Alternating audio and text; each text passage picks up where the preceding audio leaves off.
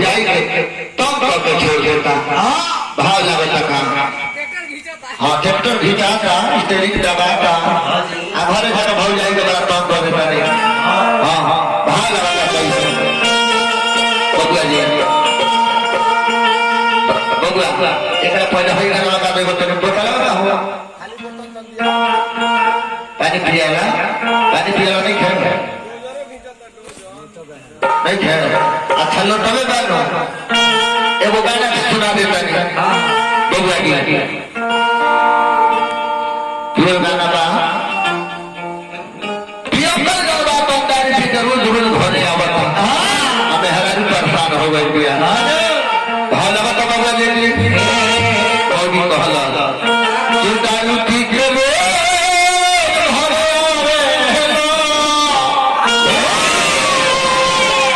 इरादा तरफ ठीक नहीं थे झूठों के गौनाई के नाव ले बनी हम गौनाई गावता नहीं अब घरे जाकर तो भग जाएंगे तो हम कर देते ये रितानु ठीक के लो अरे भले सब कुछ फाड़ देते करे का जलावे अरे मामा ध्यान से रखा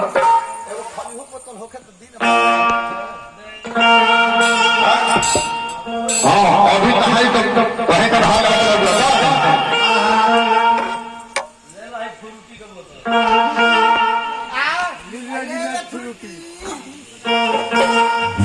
चल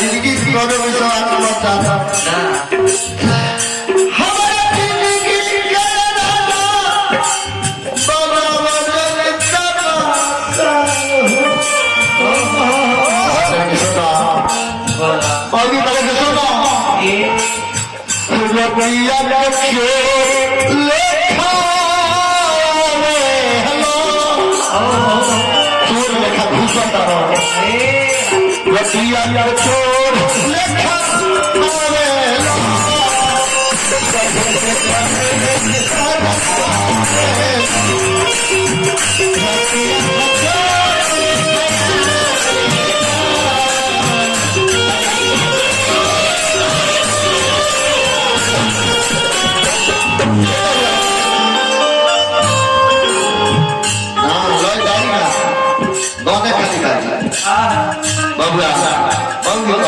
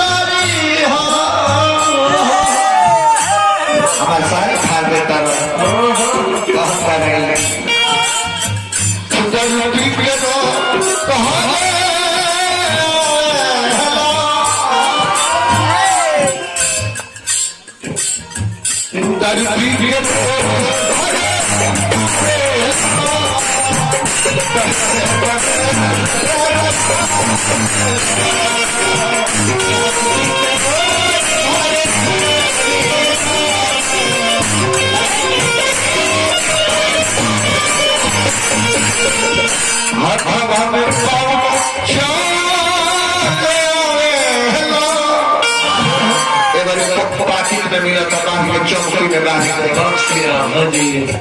20 रुपये के 30 रुपया का आई नहीं 20 रुपया बाकी